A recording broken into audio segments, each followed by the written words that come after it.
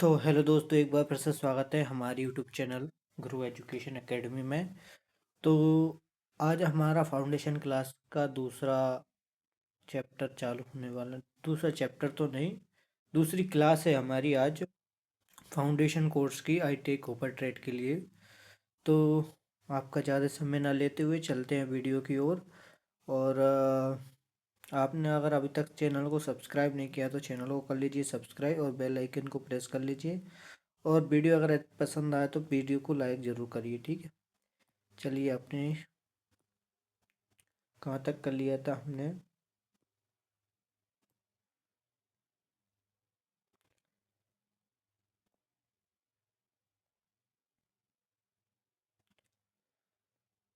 जैसा कि आपको पता है कि हम आईटीआई कूपर ट्रेड के लिए फाउंडेशन कोर्स बिल्कुल बेसिक लेवल से लेकर चल रहे हैं। तो हमने कहाँ तक कर लिया था, ये किया था हमने मार्क तक कर लिया था शायद। हाँ,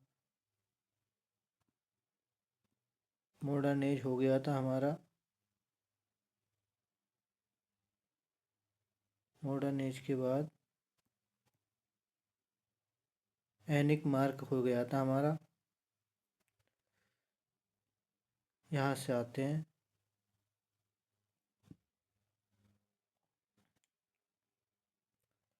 हमारा चल रहा था कंप्यूटर की पीढ़ियाँ।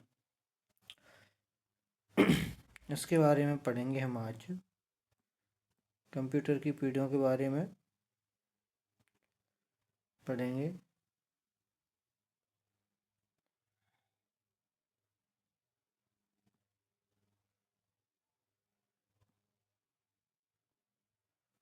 कंप्यूटर की पीढ़ियाँ।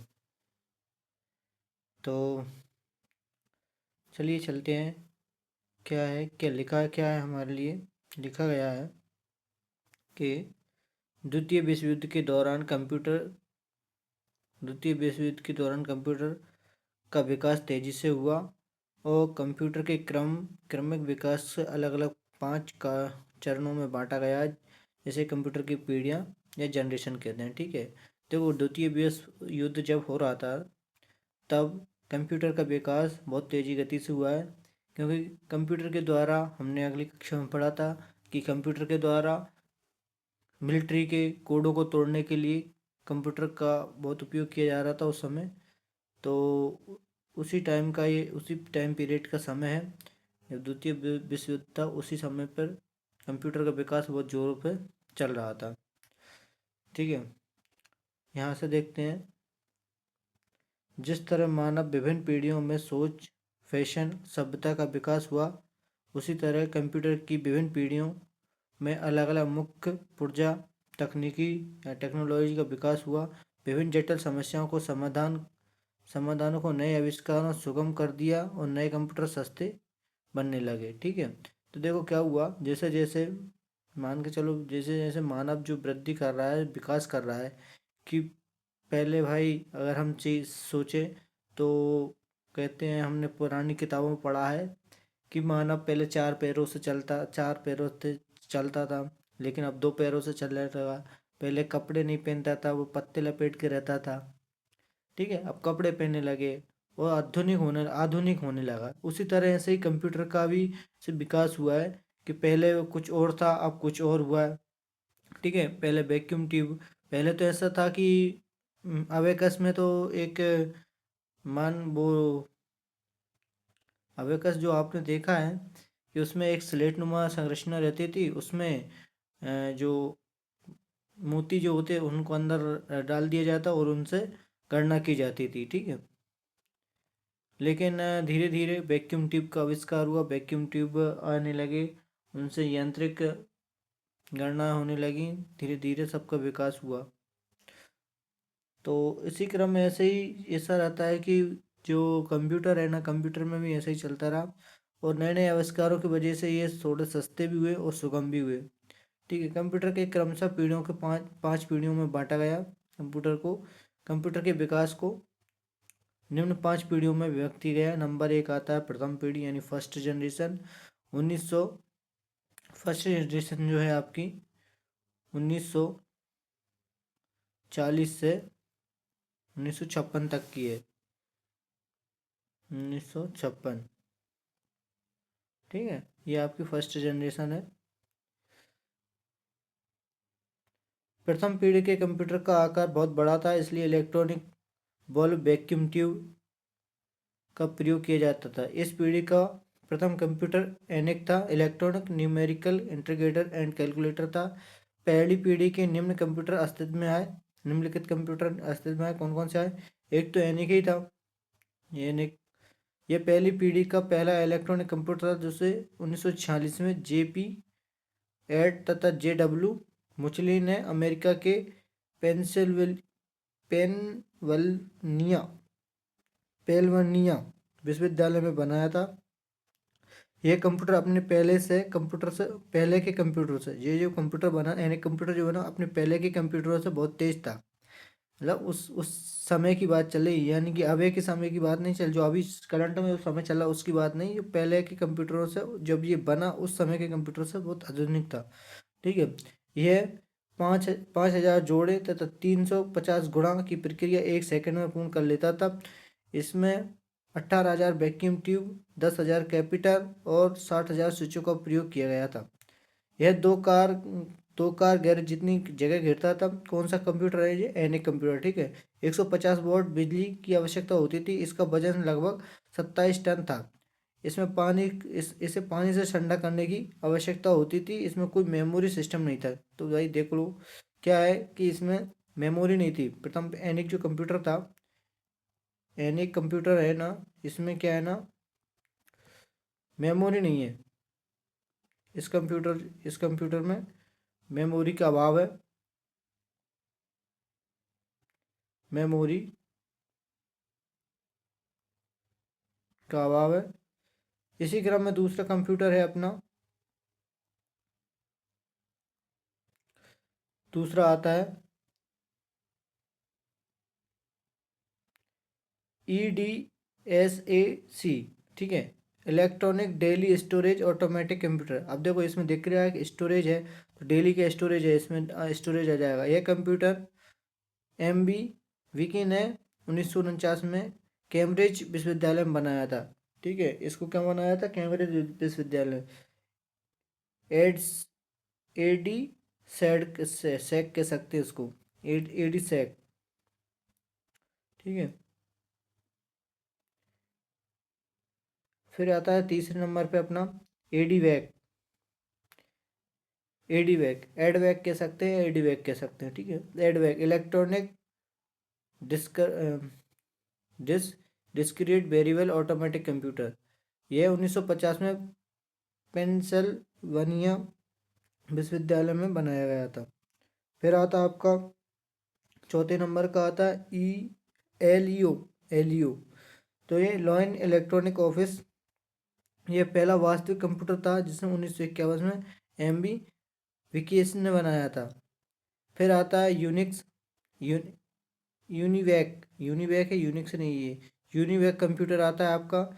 यूनिवैक यूनिवर्सल अकाउंटिंग कंप्यूटर, ये 1951 में एकॉर्ट एंड मुचली ने बनाया था, ठीक है। IBM आता है आपका, IBM 701, IBM 650, 1953, 1954 क्रमशः हैं। IBM का पूरा नाम होता है international business machine and corporation, Bharat द्वारा बनाया गया था। IBM 650 पहला मॉडर्न डिजिटल कंप्यूटर था जिसे बृहद स्तर पर बनाया गया था, ठीक है। प्रथम पीढ़ी के कंप्यूटर की कमियां क्या क्या हैं भाई? इसकी कमियां क्या क्या थी? तभी तो द्वितीय पीढ़ी आई, थर्ड जनरेशन आई, जब इसमें कुछ कमियां दिखी। तो ये पहले आकार में बड़ा था। मुख्य ऊर्जा में वैक्यूम ट्यूब था। मुख्य पुर्जा जो है ना, ऊर्जा नहीं, इसमें पुर्जा की बात चल रही है। मुख्य पुर्जा जो था वैक्यूम ट्यूब था। प्रोग्रामिंग क्षमता सीमित थी। अधिक बिजली की आवश्यकता होती थी। एक स्थान से दूसरे स्थान पर ले जाने में कठिनाई होती थी। और साथ ही में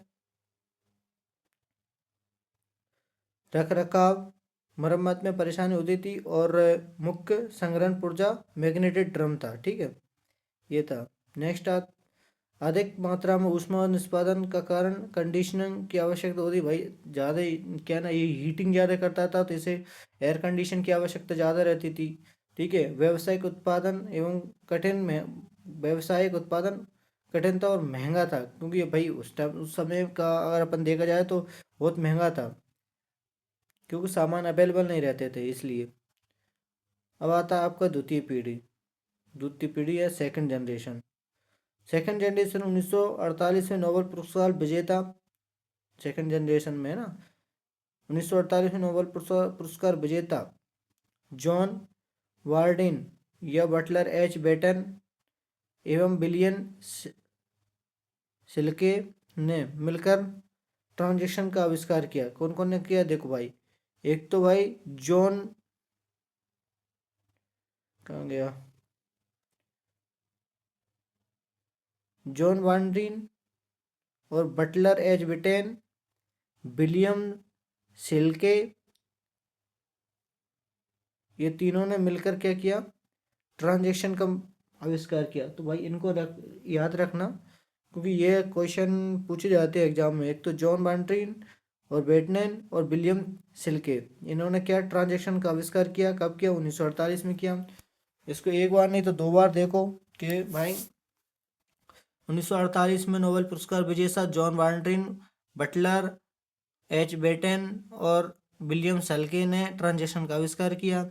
एक और एक ऐसा कह सकते हैं तो बीबीसी इसका नाम कर सकते हैं अपन, बीबीसी।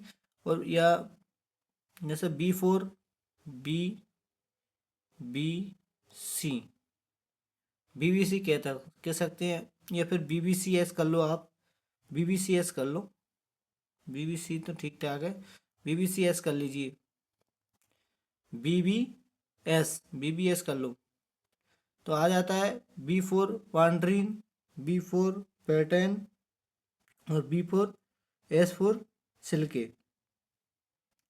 ठीक है। इन्होंने 1948 में नोबेल पुरस्कार 1948 में क्या किया था, ट्रांजेक्शन का आविष्कार किया था। किसका, ट्रांजेक्शन का, ट्रांजिस्टर का, ट्रांजिस्टर का आविष्कार किया। ट्रांजिस्टर के आविष्कार के बाद कंप्यूटर की द्वितीय पीढ़ी अस्तित्व में आई। ठीक है, अस्तित्व में आई। इस पीढ़ी में वैक्यूम ट्यूब की जगह ट्रांजेक्शन का आविष्कार किया गया। छोटे होने के साथ साथ छोटे होने के साथ साथ अधिक विश्वसनीय पुरजाता, इसकी कम बिजली की खपत होती, कम कम बिजली की आवश्यकता होती थी।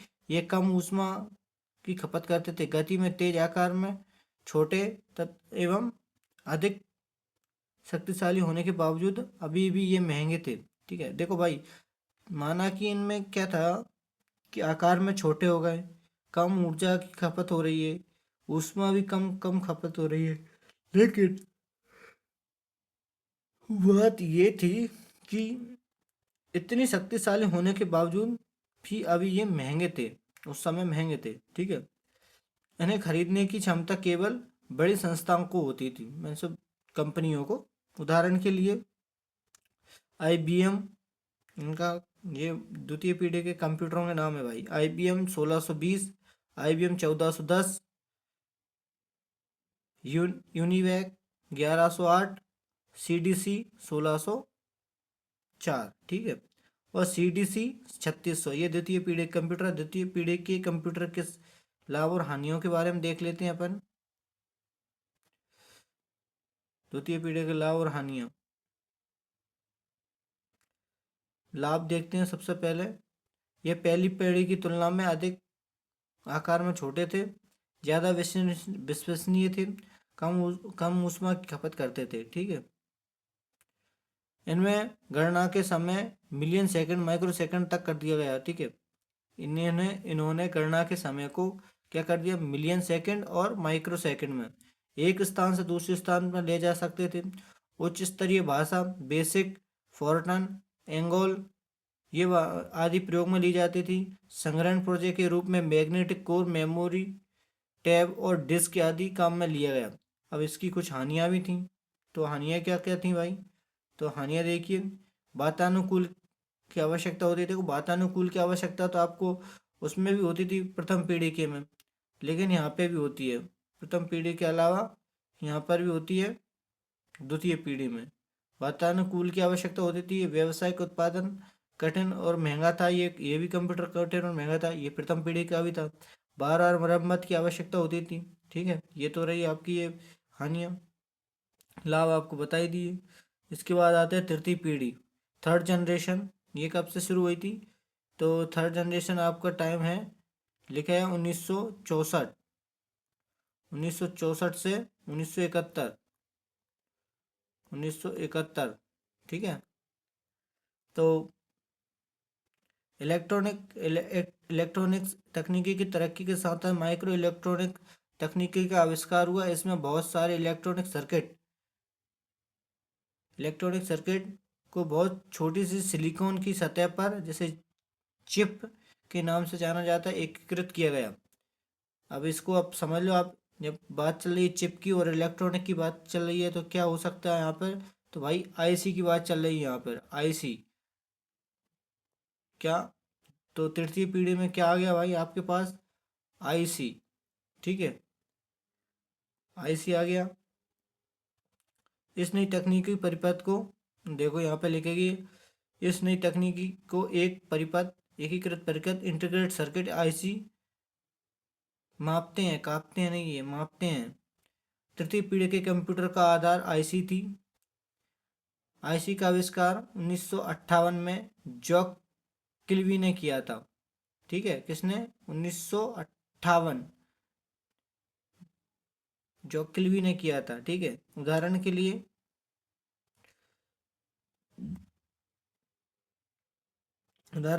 CLC, ICL 2903, CDC 1700, PDP 1145। तृतीय पीढ़ी के कंप्यूटर के लाभ और हानियों के बारे में बात कर लें तो सबसे पहले आते हैं लाभ। लाभ क्या क्या है? प्रथम तथा द्वितीय पीढ़ी के कंप्यूटर की तुलना में आकार में छोटे थे। द्वितीय पीढ़ी के कंप्यूटर से अधिक विश्वसनीय, मतलब द्वितीय पीढ़ी के जो कंप्यूटर थे उनसे अधिक विश्वसनीयशीलता में थे। ठीक है, द्वितीय पीढ़ी के कंप्यूटर से कम ऊष्मा की खपत करते थे। गणना का समय माइक्रो सेकंड में से लेकर नैनो सेकंड हो गया। पहले में माइक्रो सेकंड था, अब नैनो सेकंड में आ गया। मरम्मत के खर्चे में कमी आई। हार्डवेयर से विफलता होने की संभावना में कमी आई। एक स्थान से दूसरे स्थान से ले जाने में आसानी हुई। व्यावसायिक उत्पादन आसान था, सस्ता हुआ, मतलब उत्पादन भी आसान हुआ और ये कंप्यूटर सस्ता भी था। मुख्य संग्रहण पुर्जे के रूप में डिस्क, टैब आदि का प्रयोग किया जाने लगा। यानी कि यहाँ पर HSD यानी हार्ड डिस्क और मैग्नेट टैब का उपयोग किया जाने लगा। मल्टी प्रोग्रामिंग, मल्टी प्रोसेसिंग, अर्थात एक कंप्यूटर पर एक साथ अनेक प्रोग्राम चला सकते थे।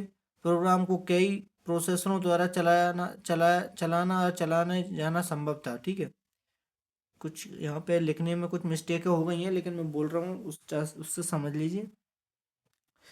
जैसे कि कुछ भाषाओं का यहाँ पर उद्भव हुआ। कौन कौन से? PL1, फोर्टान, फोर्थ, कोबॉल और कोबॉल 80 आदि प्रोग्राम भाषाओं का आविष्कार हुआ। अब कुछ हानियां हैं इनकी, तो हानियां क्या क्या हैं देख लेते हैं।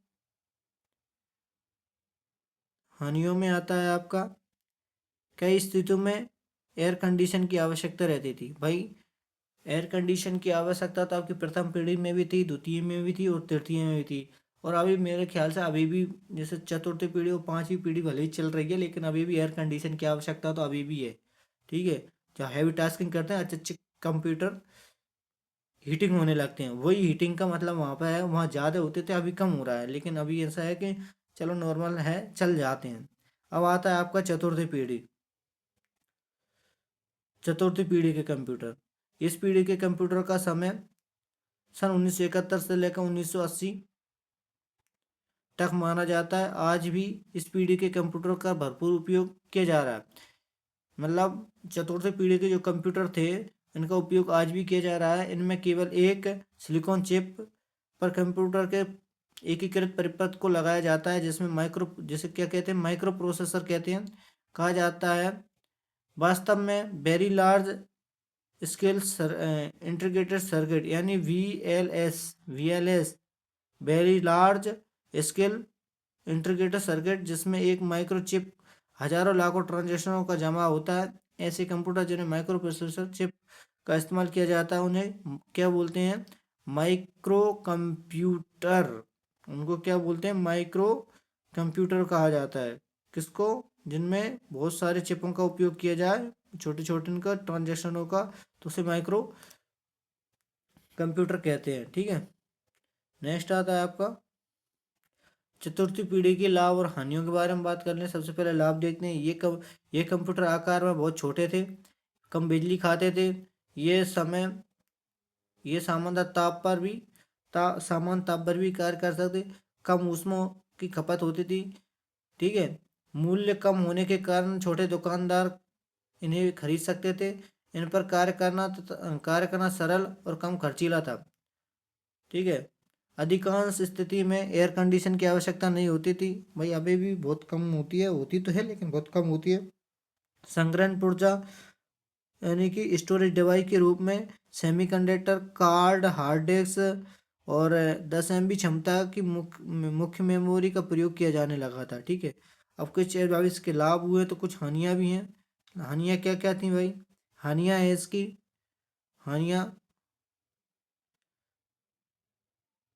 VLS very large scale circuit, chip बनने के परिष्कृत अधिकतम परिष्कृत तकनीकी की आवश्यकता, मतलब कि जब जो very large scale integrated circuit जो बनाया गया तो अधिक परिष्कृत अत्यधिक तकनीकी की आवश्यकता हुई। ठीक है, बस इतना एक ही इसका वो है हानि। और आता है आपका पांचवी पीढ़ी। पांचवी पीढ़ी कब से कब तक शुरू हुई? तो पांचवी पीढ़ी का समय है 1980 से लेके और 1980 से लेके अब तक अब तक की बात चल रही है। ठीक है, 2026 तक कह सकते हैं अपन। ठीक है, क्या है, सन 1980 के बाद के समय में ऐसे कंप्यूटर का निर्माण का प्रयास चल रहा है जिसमें कंप्यूटिंग की ऊंची क्षमताओं के साथ साथ तर्क करने का, निर्णय लेने का, सोचने का भी इसमें काम हो सके। जैसे कि मान के चलो, अभी क्या है कि बताया जाता है कि जो AI है, आर्टिफिशियली इंटेलिजेंसी, इस पर बहुत अधिक जोरों शोरों से काम चल रहा है कि भाई कंप्यूटर क्या है ना, उसमें थोड़ा सोचने की भी क्षमता आ जाए, उसे महसूस करने का कुछ गुण आ जाए उसके अंदर। उन चीज़ों पे काम चल रहा है, तो मतलब उस कंप्यूटर को अब इंसान बनाने का तैयारी चल रही है, इस कह सकते हैं अपन। वैसे ऐसा होना संभव नहीं है क्योंकि ह्यूमन ब्रेन जो है बहुत ही जटिल प्रक्रिया से बना हुआ है। इस प्रकार की प्रक्रियाएं करना मुझे तो नहीं लगता कि ये संभव हो, और शायद हो भी सकता है क्योंकि परिवर्तन ही, पर ये समय जो होता है परिवर्तनशील है। आगे चलकर हम देख सकते हैं कि कंप्यूटर सोचने समझने का भी काम कर सकता होगा, यानी कि अभी है नहीं, होगा सब है। जापान के कंप्यूटर वैज्ञानिक, हम्म देखिए, जापान के कंप्यूटर वैज्ञानिक कंप्यूटर के विकास में अपनी योजना का नाम KIPS, देखो जापान के जो कंप्यूटर वैज्ञानिक ने अपने अपने कंप्यूटरों के विकास की योजना को नाम क्या रखा है? KIPS, knowledge information processing system. क्या रखा है? Knowledge information processing system. किसने? जापान के वैज्ञानिकों ने अपने कंप्यूटरों के विकास की अपनी योजना का नाम है ये। किसका? जापान की योजना का, जो उनके सिस्टम का विकास हो रहा है ना वहाँ पे, उनकी योजना का नाम है नॉलेज इंफॉर्मेशन प्रोसेसिंग सिस्टम।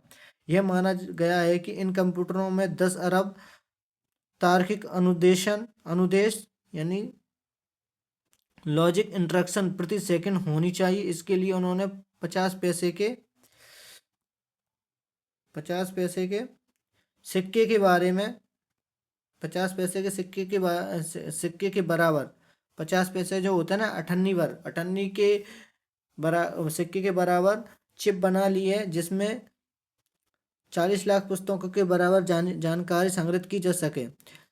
वैज्ञानिकों का दावा है कि ये कंप्यूटर बहुत हद तक मानव मस्तिष्क के जैसा होगा। अब देखो, वैज्ञानिकों का दावा है कि मानव मस्तिष्कों के जैसा होगा, लेकिन जब जैसे मानव मस्तिष्क हो जाएगा तो एक इसकी हानि ये है कि भाई मानवों का जो काम है, अनएम्प्लॉयमेंट जो है वो और बढ़ जाएगा, है ना। अभी क्या है, इंसान बहुत सारे काम करते हैं हाथों वाले, अब जब कंप्यूटर ही करने लगेगा तो फिर हाथों वाले काम खत्म हो जाएंगे और अनएम्प्लॉयमेंट होने लगेगा।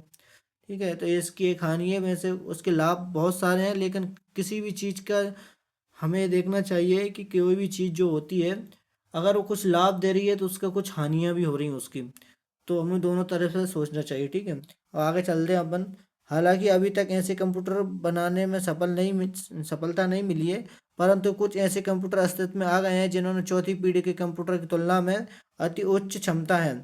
जिस जिस जिन जैसे कि इन्हें अपन कहते हैं सुपर कंप्यूटर कहा जाता है। ये एक साथ सैकड़ों कंप्यूटर के बराबर अकेले ही कार्य कर लेते हैं। इनमें इनकी मुख्य विशेषता समांतर प्रोसेसिंग यानी पैरेलल, यानी कि एक साथ काम करने की क्षमता, पैरेलल काम करने की क्षमता, समांतर पैरेलल प्रोसेसिंग है, जो एक प्रोसेसर के रूप में कार्य करती है। भारत में भी परम देखो, ऐसा नहीं कि हमारा भारत अगर पीछे हो, तो हमारे भारत में भी एक कुछ सुपर कंप्यूटर हैं। इनके नाम कुछ इस प्रकार हैं, जैसे कि परम, अनुराग, और भी हैं, एक दो और हैं। ये इम्पोर्टेंट है, इन दोनों को याद रख लेना, ये क्वेश्चन में पूछे जा सकते हैं परीक्षा में। ठीक है, और स्वदेशी कंप्यूटर बनाए जिनके विदेशों में निर्यात किया जाता है। देखो ये हालांकि बने भारत में ही है, लेकिन विदेशों में भी इनका निर्यात किया जाता है। पांचवी पीढ़ी के कंप्यूटर की मुख्य विशेषताएं क्या क्या है भाई? तो मुख्य विशेषताएं है इसकी, मुख्य स्विचिंग पुर्जा में क्या है, VLS very large scale integration, और IC 32 bit processor, 64 bit processor, ये हैं इस पांचवी पीढ़ी में। संग्रहण पुर्जा स्टोरेज डिवाइस में एक सौ 28 GB क्षमता की मुख्य memory, cache memory, bubble memory, optical memory, CD drive, DVD, hard disk, SSD, ये सारी आ जाती हैं इसमें। सॉफ्टवेयर में देखिए Windows 95, 98 XP, virtual basic, visual, CC+, जावा, ये इसके सॉफ्टवेयर भी ये आ चुके हैं पांचवी पीढ़ी में। प्रयोग क्षेत्र समांतर प्रोसेसिंग, न्यूरल नेटवर्क, मौसमी भविष्यवाणी, सेना और CAD आदि में किया जाता है। भारत में कंप्यूटरों का उपयोग किस प्रकार किया जाएगा वो देख लेते हैं भाई। क्या है, भारत में कंप्यूटर का उपयोग बहुत देरी से प्रारंभ हुआ था भाई। ठीक है, भारत में पहला कंप्यूटर सन 1956 में कोलकाता में लाया गया था, जिसका नाम था HEC-2M। HEC-2M कह सकते हैं, जिसको HEC-2M कह सकते हैं, HEC-2M। भारत में 1980 तक गिने चुने कंप्यूटर थे। 1980 के बाद के दशक के 1980 के बाद के दशक में भारत में कंप्यूटर का उपयोग अचानक बढ़ा, जिसके दो कारण थे। क्या क्या कारण थे? तीसरी पीढ़ी के कंप्यूटर के साथ इनपुट आउटपुट होता था भंडारण की सुविधा का विकास हुआ, जिसमें कंप्यूटर का प्रयोग करना आसान हो गया था। ठीक है, तीसरी पीढ़ी के कंप्यूटरों में क्या हो गया, इनपुट आउटपुट का और भंडारण यानी स्टोरेज करने की सुविधा उपलब्ध हो गई, तो इसमें क्या है ना, और ज़्यादा आने लगे। ठीक है, कंप्यूटर की कीमत में कमी हुई, रख रखाव में सरल हो जाने के कारण बड़े शैक्षणिक संस्थाओं में, व्यावसायिक संगठनों में कंप्यूटर लाना संभव हो गया था। सन 1995 तक कंप्यूटर केवल बड़े व्यावसायिक सरकारी संस्थान शामिल थे। ठीक है, और भारत में कंप्यूटर क्रांति 1995 के बाद आई, जब पर्सनल कंप्यूटर, जिसे अपन PC कहते हैं, सभी के लिए आसान से उपलब्ध होने लगे थे। भारतीय भाषाओं में कंप्यूटरों के उपयोग को बढ़ावा देने के लिए भारत सरकार ने CDAC यानी central for development of advance computing की स्थापना पुणे में की थी। कहाँ पे? पुणे में स्थापना की, जिसे GIST तकनीक का विकास करके भारतीय भाषाओं में कंप्यूटर कार्य करना सरल बनाया गया। इन संस्थानों ने सुपर कंप्यूटर को भी, इन संस्थानों जो है ना, GIST जो क्या बोलते हैं संस्थान है, ये सुपर कंप्यूटर का भी निर्माण किया था इसने। ठीक है, इसके द्वारा विकसित परम 1000 का ही था, सैकड़ा हजार, 10,000 है भाई, 1,000 नहीं है। ठीक है, ये क्या है ना, परम 10,000 एक शक्तिशाली सुपर कंप्यूटर है। यह पूरी तरह स्वदेशी तकनीकी के पर निर्भर है। ये भारत का ही कंप्यूटर है, ठीक है। आज भारत कंप्यूटर निर्माण में एवं सॉफ्टवेयर डेवलपमेंट का मुख्य केंद्र बन चुका है। चीन के बाद सॉफ्टवेयर निर्यात में भारत का स्थान भी है, ठीक है। यह निरंतर बढ़ रहा है, ठीक है। अब आते हैं कंप्यूटरों के प्रकार के बारे में। तो देखो मैंने यहाँ पर एक चार्ट लगाया है एक बुक में से। ये है कंप्यूटर का।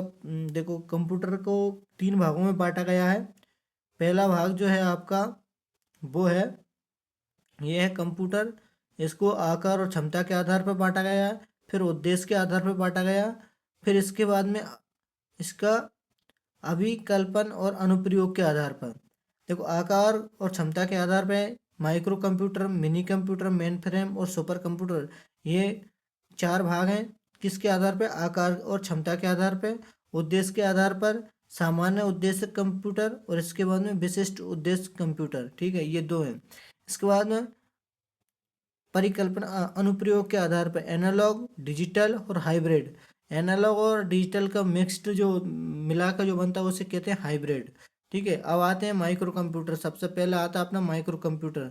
तो माइक्रो कंप्यूटर क्या है? ये आकार में छोटे और कम कीमत में के कंप्यूटर होते हैं। ये उपयोग करने में आसान होते हैं, उपयोगकर्ता के लिए मित्रवत होते हैं, यानी कि फ्रेंडली होते हैं। इस प्रकार के कंप्यूटर की संग्रहण क्षमता तथा कार्य करने की गति अपेक्षाकृत कम होती है। इन पर एक समय में एक ही व्यक्ति कार्य कर सकता है, इसलिए इन्हें पर्सनल कंप्यूटर भी कहते हैं। इन कंप्यूटर में माइक्रो प्रोसेसर का चिप प्रयोग किया जाता है। माइक्रो प्रोसेसर चिप वास्तव में एक पूरी सीपीयू होती है, जो एक छोटी सी चिप पर समा जाती है। इन कंप्यूटर का आकार इतना छोटा होता है कि ये मेज पर आसानी से रखे जा सकते हैं। माइक्रो कंप्यूटर घरों में, दफ्तरों में, विद्यालयों में, कक्षाओं में लगाए जाते हैं, ठीक है। पीसी विभिन्न प्रकार से बांटा गया। डेस्कटॉप, लैपटॉप, पोर्टेम, पॉप पॉम टॉप, ठीक है, टैबलेट, ये चार प्रकार के हैं।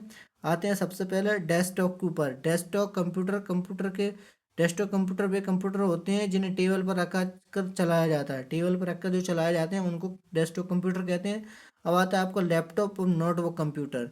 इन कंप्यूटर का आकार डेस्कटॉप कंप्यूटर की तुलना में छोटा होता है। इन कंप्यूटरों को एक स्थान से दूसरे स्थान से आसानी से ले जाया जा सकता है। इनमें पावर के लिए एक बैटरी दी जाती है, जैसे कि लैपटॉप जो आपने देखे होंगे वो लैपटॉप। और इसके बाद में अपन कहते हैं टैबलेट वगैरह ये भी होते हैं, नोटबुक, ठीक है। नेक्स्ट है अपने पास क्या है कि पॉम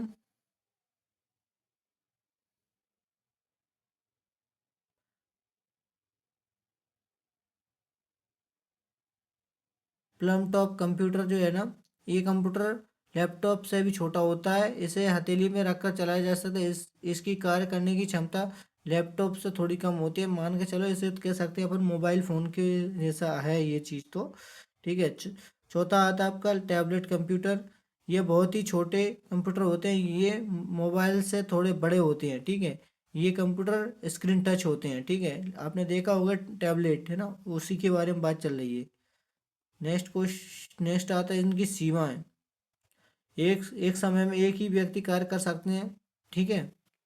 और अपन बात किसकी कर रहे हैं कि अपने पास जो कंप्यूटर है ना, कौन से माइक्रो कंप्यूटरों की बात चल रही है। माइक्रो कंप्यूटर इन पे एक व्यक्ति काम कर सकता है। कार्य करने की क्षमता कम होती है। इस प्रकार के कंप्यूटर पर एक समय में एक से अधिक, यानी कि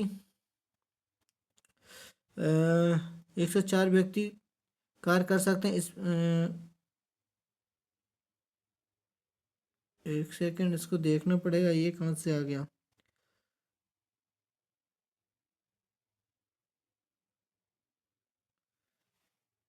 ये रहने दो। ये जो है ना ये लाइन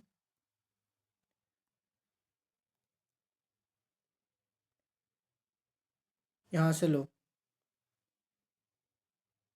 इस प्रकार के कंप्यूटर में अन्य सहायक उपकरण जैसे प्रिंटर, फ्लोटर आदि जुड़े रहते हैं। बस ये छोड़ दो इसको, ठीक है। ये आगे वाले कंप्यूटरों में आएंगे। अब इसकी आती हैं सीमाएं। सीमाएं क्या क्या है? ये माइक्रो कंप्यूटर की अपेक्षा महंगे होते हैं। अरे नहीं भाई रुको यार, ये दूसरा पॉइंट लिखा गया है शायद, लिखने में मिस्टेक हुई है। ये दूसरे पॉइंट लिखा गया है यहाँ से। ठीक है, ये यहाँ तक ही है। ठीक है, ये दूसरे तक रहेगा। ये कार्य करने की क्षमता कम होती है कि उनकी। अभी बात चल रही थी अपनी किसकी, डस्ट टैबलेट की। ठीक है, ये टैबलेट की। अब इसके बाद आता है अपना क्या, लैपटॉप। लैपटॉप हो गया, टैबलेट हो गया, ये सारी चीज़ें हो गई। अब अपने पास कौन सी कंप्यूटर आता है भाई, नेक्स्ट कंप्यूटर आते हैं अपने पास, मिनी कंप्यूटर आएंगे। ठीक है, मिनी कंप्यूटर आएंगे। ठीक है, तो ये उन्हीं के बारे में लिखा गया, मिनी कंप्यूटर के बारे में।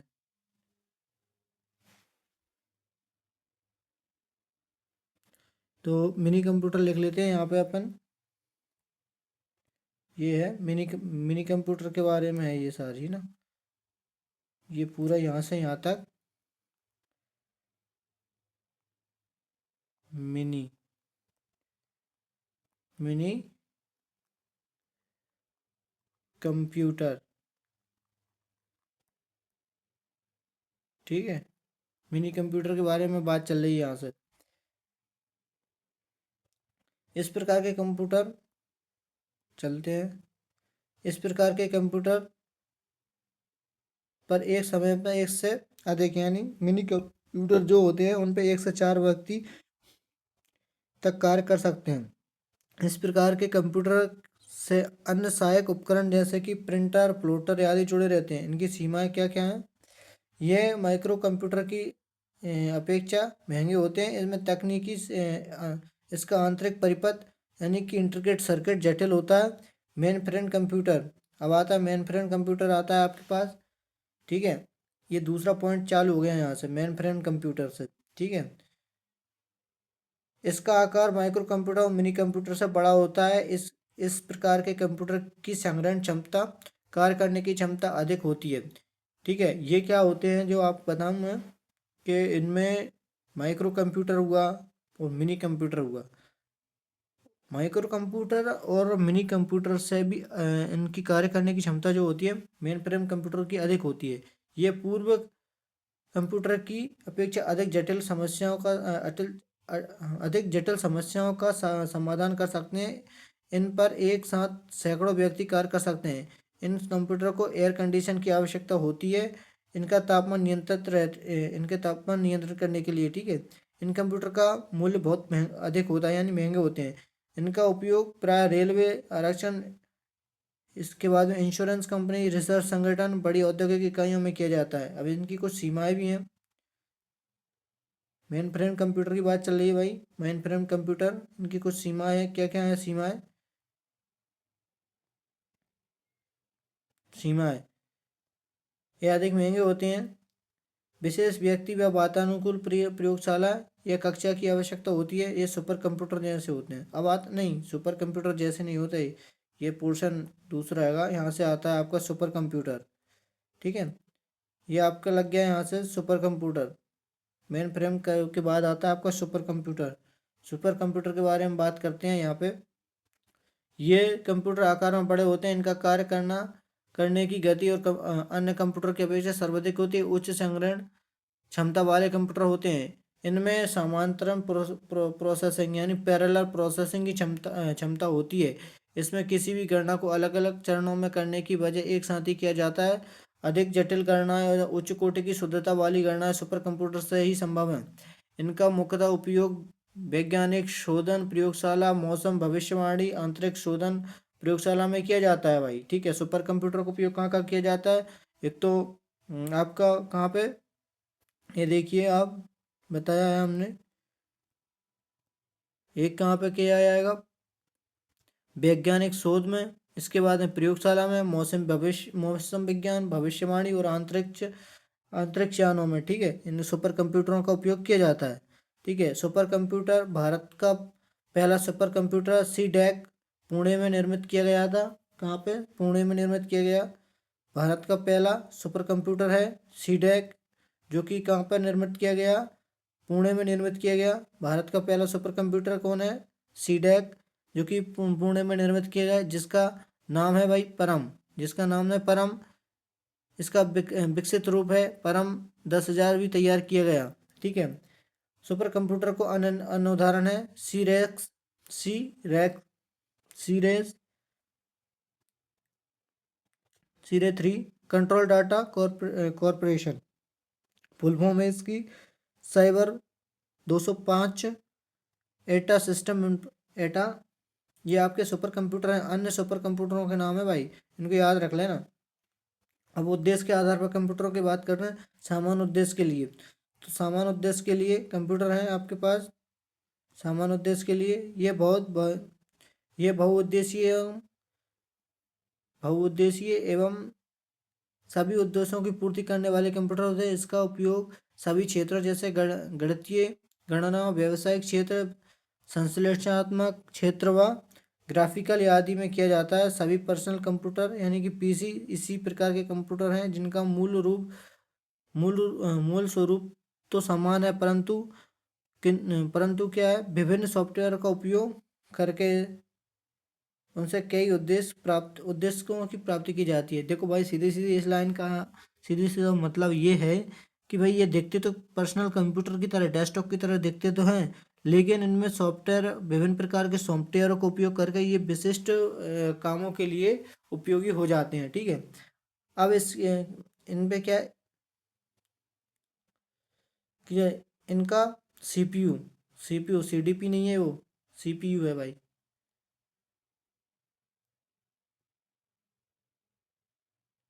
सीपीयू अपेक्षाकृत सरल एवं कम कम कम कीमत का होता है। ठीक है। अब इसकी कुछ सीमाएं हैं, तो सीमाएं क्या क्या हैं? सीमा है, इनके सीपीयू की क्षमता सीमित होती है, इस कारण विशिष्ट अनुप्रयोग में इनका उपयोग नहीं लिया जा सकता है। अब आते हैं विशिष्ट प्रकार के कंप्यूटरों की बात चलेगी अब। ठीक है। विशिष्ट प्रकार के, सामान्य प्रकार के थे, अब विशिष्ट प्रकार के कंप्यूटर आते हैं। इस प्रकार के कंप्यूटर किसी भी प्रकार के कार्य को करने में समर्थ होते हैं। इनके सीपीयू की क्षमता कार्य के अनुरूप होती है और आवश्यकता होने पर एक साथ कई सीपीयू को जोड़ा जा सकता है। इस प्रकार के कंप्यूटर एक विशेष प्रकार के कार्य करने में दक्ष होते हैं। उदाहरण के लिए कपड़े के मिल में कपड़े की गुणवत्ता, डिजाइन, रंग को जांचने के लिए कंप्यूटर लगाए जाते हैं। विशिष्ट उद्देश्य कंप्यूटर मुख्यतः अंतरिक्ष अनुसंधान, मौसम विभाग, यातायात नियंत्रण आदि सफलतापूर्वक कार्य कर सकते हैं। अब इनकी कुछ सीमा है, तो सीमाएं क्या क्या है भाई? सीमा है इनकी, इस प्रकार के कंप्यूटर विशेष कार्य के लिए निर्मित किए जाते हैं। यह केवल वही कार्य कर सकते हैं जिनके लिए इनका निर्माण किया गया है, अन्य कार्य पर नहीं किया जा सकता। भाई देखो, पर्सनल कंप्यूटर आपका पीसी है, इस पे कई प्रकार के काम कर सकते हैं, मल्टीटास्किंग कर सकते हैं। लेकिन विशेष प्रकार के जो कंप्यूटर जो होते हैं, उसे जो जिस विशेष काम के लिए बनाया जाता है वह उसी को करते हैं, अन्यथा अदरवाइज किसी और काम को नहीं करते हैं। ठीक है। ये विशिष्ट कंप्यूटर की एक सीमा है। ठीक है। नेक्स्ट है आपके पास क्या है, इसकी लागत अधिक होती है भाई, ये महंगे होते हैं। इनमें आंतरिक आंतरिक परिपथ जटिल होता है, तथा इनमें जो मदरबोर्ड होता है, आप मान के चल इनका इंटरनल स्ट्रक्चर जो होता है बहुत जटिल होता है। ठीक है। अब आते हैं आपके पास, अब आता है आपके अनुप्रयोग के आधार पर। अनुप्रयोग के आधार पर आपके कंप्यूटर कौन कौन से हैं भाई? तो अनुप्रयोग के आधार पर आपके पास आता है, पहला कंप्यूटर है आपके पास एनालॉग कंप्यूटर। एनालॉग कंप्यूटर कौन से होते हैं? ये कंप्यूटर भौतिक राशियों जैसे ताप, दाब, द्रव्य, प्रवाह आदि का कार्य करते हैं।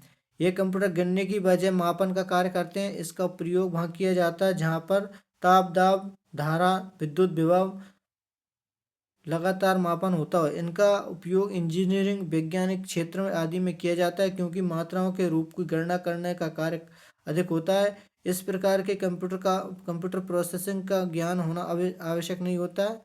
देखो, क्या लाइनें ये कह रही है, एनालॉग कंप्यूटर जो होते हैं उन्हें क्या ना, भौतिक राशियाँ जैसे ताप, दाब, द्रव्य, प्रवाह, विद्युत जैसे जिन भौतिक राशियों की गणना करने के लिए इनका उपयोग किया जाता है। कौन से कंप्यूटरों का? एनालॉग कंप्यूटरों का। ठीक है।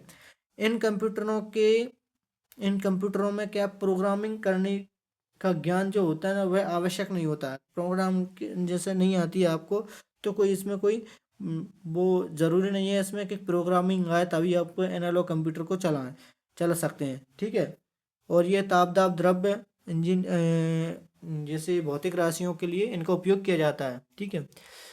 इस कंप्यूटर की शुद्धता 99% होती है, यानी कि ये 99.99% जो है ना सही सिग्नल सही परिणाम देते हैं। ठीक है।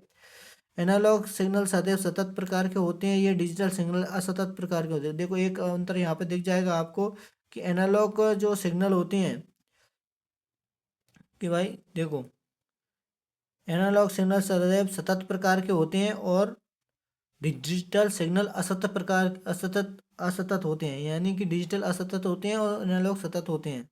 ठीक है। उदाहरण के लिए एक पेट्रोल पंप पर एनालॉग कंप्यूटर पंप में गिरने वाले पेट्रोल की मात्रा को मापकर मीटर में दिखाता है तथा मूल्य की गणना कर स्क्रीन पर दिखाता है। देखो जो भाई एक पेट्रोल पंप पर जो एनालॉग कंप्यूटर लगा है तो वो पेट्रोल की मात्रा यानी कि 1 लीटर पेट्रोल है तो वो 1 लीटर जो है ना जो लीटर में मापा गया है वह कौन से द्रव्य में है, तो द्रव्य में मापा गया है तो एनालॉग कंप्यूटर से मापा गया है। ठीक है। उसके मूल्य की गणना आपको डिजिटल रूप में बताता है। देखो मापा गया है आपको किस रूप में, भौतिक राशियों के रूप में। ठीक है। और मूल्य की गणना वही है आपकी गणितीय रूप में। ठीक है। तो ये अलग अलग चीज हो जाती हैं। नेक्स्ट क्या है अपने पास, अब आते हैं आपके पास डिजिटल कंप्यूटर। तो डिजिटल कंप्यूटर क्या है, डिजिटल कंप्यूटर वर्तमान में डिजिटल कंप्यूटर का प्रयोग बहुत है और बहुत ज़्यादा हो रहा है। ठीक है। ये इनपुट के रूप में संख्या और आंकड़े लेते हैं और उन पर अंकगणितीय क्रिया करके ठीक है तथा आउटपुट रूप में हमें आंकड़ों को प्रदान करते हैं। इन कंप्यूटरों की शुद्धता 100% होती है। डिजिटल कंप्यूटर में डाटा निर्देश को एक साथ इनपुट किया जाता है तथा किया जाता है। कंप्यूटर निर्देश गणना करके परिणामों को आउटपुट के रूप में प्रदान करते हैं। डिजिटल कंप्यूटर जो होते हैं जैसे कि अपना जो आजकल के जो कंप्यूटर आते हैं वो डिजिटल कंप्यूटर भी होते हैं। जैसे कि मैं कोई लैपटॉप है आपके पास तो वो डिजिटल कंप्यूटर है। ठीक है। अब ऐसा नहीं है कि हाइब्रिड कंप्यूटर हो, हाइब्रिड कंप्यूटर तब होगा कि जब वो एनालॉग का भी काम करे और डिजिटल का भी काम करे, उसको हम हाइब्रिड बोलते हैं। अगर आपके पास डिजिटल ओनली काम कर रहा है तो वो डिजिटल कंप्यूटर कहलाएगा। ठीक है। नेक्स्ट है हमारे पास,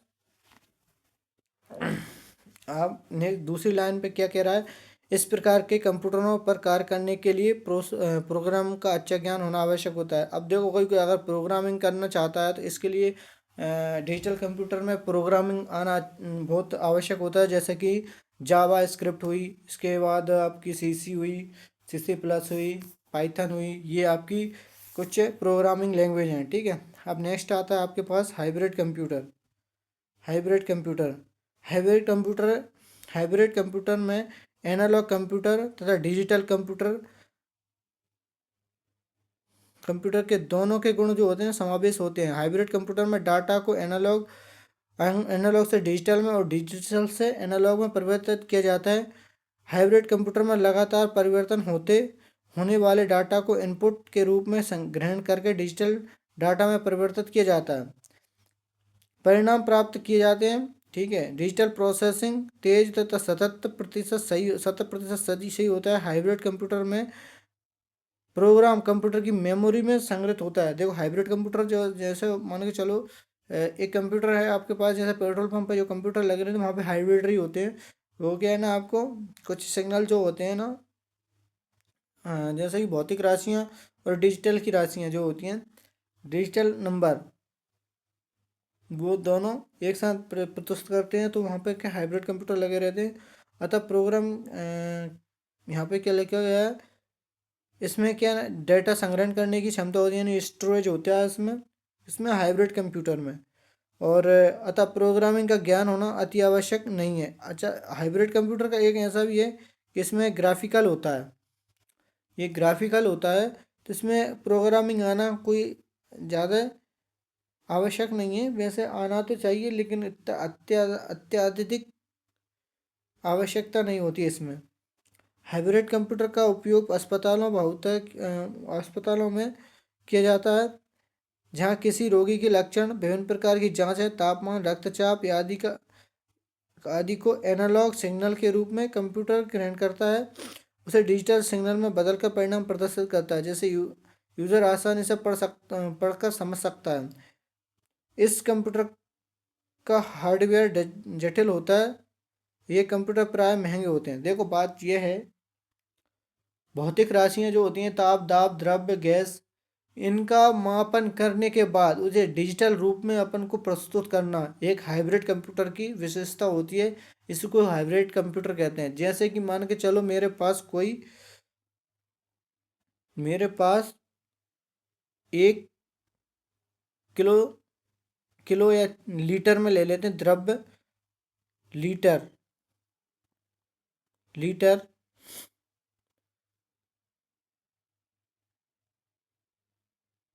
पानी है, ठीक है। 1 लीटर पानी है मेरे पास, ठीक है। अब 1 लीटर पानी तो है, ये मुझे पता है, लेकिन इसका 1 लीटर अगर कोई स्क्रीन पर, जैसे मान चलो ये स्क्रीन है, यहाँ पर लिख के आ जाए कि 1 लीटर, 1 लीटर है ये, तो ये हमारे पास, ये तो 1 लीटर, तो ये तो मापन हो गया, यानी कि ये माप के दिया है हमें किसमें, एक मान के चलो मेरे पास एक बीकर है, इस बीकर में ये 1 लीटर पानी भरा है, ये पानी है, 1 लीटर का है बीकर, तो 1 लीटर हो गया।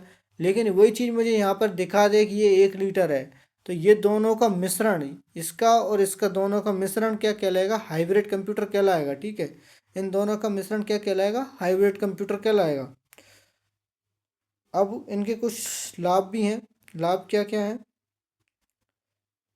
लाभ हैं इनके,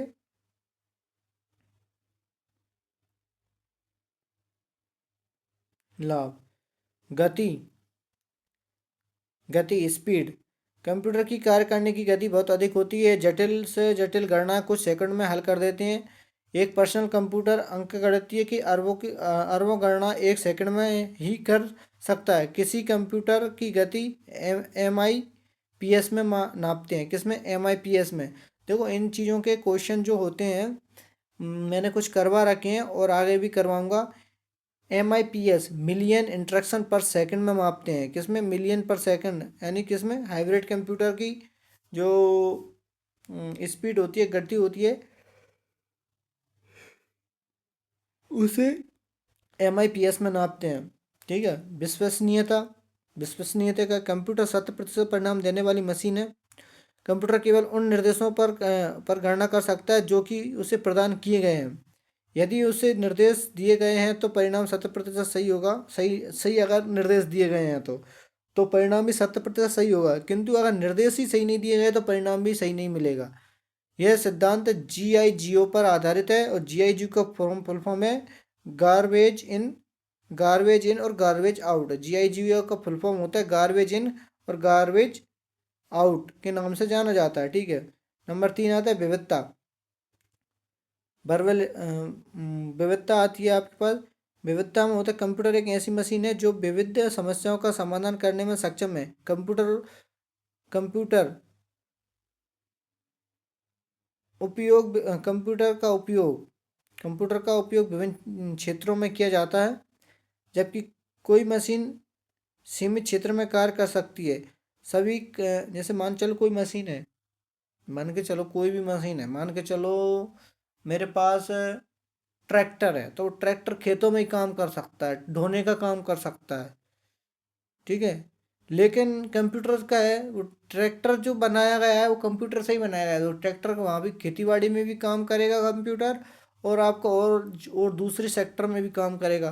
तो कंप्यूटर एक है, हर जगह काम करता है, लेकिन एक सीमित से क्षेत्र नहीं है कंप्यूटर का। लेकिन जब कोई मशीन जो होती है ना, वो इसका एक सीमित क्षेत्र होता है, लेकिन कंप्यूटर का कोई सीमित क्षेत्र नहीं है। सभी क्षेत्रों में काम आने वाले कंप्यूटर आंतरिक परिपथ लगभग समान होता है, किंतु इनमें काम में लिए जाने वाले सॉफ्टवेयर भिन्न होते हैं। भाई देखो, कंप्यूटर एक ही रहेगा, लेकिन जो काम अपन को करना है उनके सॉफ्टवेयर भिन्न भिन्न प्रकार के होते हैं। मान के चलो मुझे टाइपिंग करना है, तो टाइपिंग में माइक्रोसॉफ्ट ऑफिस का उपयोग होगा, और वहीं अगर मुझे कोई ब्राउजिंग करनी है तो मुझे ब्राउज़र का उपयोग करना पड़ेगा। तो इनके सॉफ्टवेयर अलग अलग होते हैं, ठीक है। सूचना की पुनरावृत्ति कंप्यूटर की विशेषता होती है, इसकी मेमोरी में एक बार सूचना संग्रहित हो जाती है तो वह ना तो कभी खोती है और ना भूली जाती है। देखो एक और है, अब इंसान क्या होते हैं, मानव मानव ह्यूमन ब्रेन जो है, उसमें क्या है ना, कुछ बहुत सी बातें भूल जाते हैं समय के आधार पर, लेकिन कंप्यूटर की एक मेमोरी ऐसी होती है कि एक बार उसे सेव कर दिया जाए तो वह बहुत दिनों तक या ये कह सकते हैं कि वे कभी नष्ट ना होने वाली मेमोरी हो जाती है। वो कभी नष्ट नहीं होती, ना वो भूलती ना खोती है। ठीक है, एक रूप तक कंप्यूटर कभी कभी कभी एक सेकंड रुकिए जरा।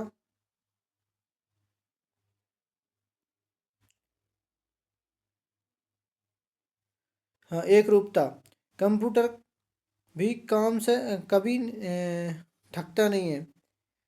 ये यहाँ पर लिख गलत गया, लेकिन ये है कंप्यूटर कभी भी अपने काम से थकता नहीं है। सदैव एक सही सजगता के साथ कार्य करता रहता है। उसके कार्य में सदैव एक रूपता रहती है। ठीक है, अतः वह कार्य जिसमें बार बार दोहराया होता है उसे भी वह सार्वजनिक सजगता पूर्वक कार्य करता है। अब देखो क्या होता है, हम इंसान हैं, हम मानव हैं। मानव जो होते हैं ना, थक जाते हैं। मान के चलो 8 घंटा काम करना है, तो 8 घंटे काम करने के बाद ऐसा लगता है थकान हो जाती है, हमको नींद आती है। लेकिन कंप्यूटर को कभी नींद नहीं आती, वो काम करता रहता है। उसको चाहे तुम 8 घंटे काम करो बोलो, चाहे 12 घंटा, चाहे 24 घंटे, 24 घंटे तक काम, 24 घंटे काम करेगा कंप्यूटर, वो थकता नहीं है। अब क्या होता है, इंसान या मानव मानव क्या होते हैं ना, एक काम को करने से चिढ़ने लगते हैं कि अब बार बार कौन करे, हमें वही वही काम करते रहें। लेकिन कंप्यूटर है, उसे भले ही बोल दो कि नहीं दोबारा से ही काम करना है, तो वो दोबारा से करेगा। एक बार नहीं 100 बार करवाओ तो वो कंप्यूटर करेगा, उसमें कोई चीड़ नहीं होगी। ठीक है, ये लाइन यही कहती है। ठीक है, इसके बाद आती है उच्च स्तरीय उत्पादन, हाई क्वालिटी प्रोडक्शन। कंप्यूटर उत्पादक की गुणवत्ता को बढ़ाता है व कार्यशैली में विकास करता है। उत्पादकता, उदाहरण के लिए एटीएम, उदाहरण है ये, उत्पादकता नहीं है भाई। उदाहरण के लिए एटीएम बैंकिंग में किसी भी स्थान से पैसा कहीं भी दूसरी शाखा से निकाला जा सकता है, जिससे बैंकिंग सुविधा या तीव्र गति से होती है। ठीक है, दूसरा आता है आपका उत्पादकता में वृद्धि। कंप्यूटर के उत्पादन में एक निश्चित समय में अधिक संख्या में उत्पादन प्राप्त किया जा सकता है। कंप्यूटर के उपयोग में उत्पादकता बढ़ती है। कंप्यूटर के उपयोग से उत्पादकता क्या बढ़ती है। अब आता है आपके पास नेक्स्ट, मनोरंजन के साधन। कंप्यूटर मनोरंजन का एक उपयुक्त यंत्र है, जिसमें बच्चे खेल खेल सकते हैं, संगीत सुन सकते हैं, चित्र बना सकते हैं, दूरदर्शन आदि का आनंद उठा सकते हैं।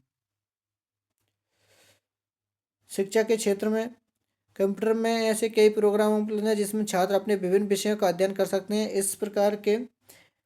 इस प्रकार के विशेष प्रोग्रामों को ट्यूटर प्रोग्राम कहा जाता है।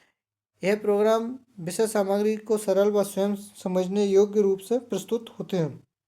अब इसका तो यह सीधा सीधा उदाहरण यही ले लो कि जैसे हम क्लास ले रहे हैं, तो ये कंप्यूटर से ही ले रहे हैं। आपको जो मिल रहा है सीधा सीधा मिल रहा है कि नहीं मिल रहा है, ये इसका एक लाभ है। ठीक है, कंप्यूटर का ही लाभ है, ये कंप्यूटर के बिना नहीं होता। अपंगों के लिए सहायक। ठीक है, ये क्या है ना, हैंडीकैप्ड के लिए है। वर्तमान में कंप्यूटर की सहायता से अपंग लोग अपनी जीविका चला रहे हैं। उदाहरण के लिए कोई व्यक्ति बोलने में असमर्थ है, तो वह कंप्यूटर से कार्य करके तथा कंप्यूटर पर टाइपिंग करके अन्य अन्य कार्य करके अपनी जीविका चला सकता है। अतः शारीरिक रूप से अपंग लोगों के लिए कंप्यूटर एक यांत्रिक है। देखो क्या है ना, मान के चलो कोई व्यक्ति है, वो सुन नहीं सकता है, लेकिन उसकी जीविका अब कैसे चलेगी भाई। ये है ना, अब उसका जीवन है, उसको भी जीवन जीने के लिए कुछ तो करना पड़ेगा। तो कंप्यूटर का काम करने से, क्या मान के चलो वो कोई कंप्यूटर का काम करता, कंप्यूटर डेटा ऑपरेटर में भी बन जाता है, तो वो देखो सुन तो नहीं है नहीं सकता, सुन तो है नहीं सकता, लेकिन उसको अगर कोई डेटा अगर दिया जाए कि भाई तू ये डेटा को कंप्यूटर में एंटर कर दो, तो वो डेटा को बड़ी सरलता से एंटर कर देगा। तो ये उसके लिए एक रोजगार का अवसर भी प्रदान कर रहा है अपंगों के लिए। ठीक है, अब रोजगार के अवसर कंप्यूटर के द्वारा राष्ट्रीय अंतर्राष्ट्रीय क्षेत्रों में रोजगारों की संख्या में बहुत बहुत बढ़ गई है। कंप्यूटर के द्वारा व्यावसायिक प्रकाशन में, शिक्षा, बैंक आदि में रोजगार के अवसर बढ़ गए हैं। ठीक है, कंप्यूटर के अनुप्रयोग के बारे में चर्चा कर लेते हैं। कंप्यूटर के विभिन्न क्षेत्रों में उपयोगिता के निम्न प्रकार हैं। कौन कौन से क्षेत्र हैं। शिक्षा के क्षेत्र में, शुद्ध शिक्षा का क्षेत्र तो बता ही दिया था मैंने अभी, कि जैसे मैं ये कंप्यूटर पे ही पढ़ा रहा हूँ तो आपके पास पहुँच रही है, इसी प्रकार का ये है शिक्षा के क्षेत्र। कंप्यूटर का शिक्षा के क्षेत्र में बहुत बड़ा योगदान है। विद्यालय में छोटी कक्षाओं से लेकर छात्रों के कंप्यूटर का ज्ञान दिए जाने लगा है। बड़ी कक्षाओं के छात्र कंप्यूटर का उपयोग करके विभिन्न विषय पढ़ सकते हैं। अपनी आवश्यकताओं को हल कर कंप्यूटर से पा सकते हैं।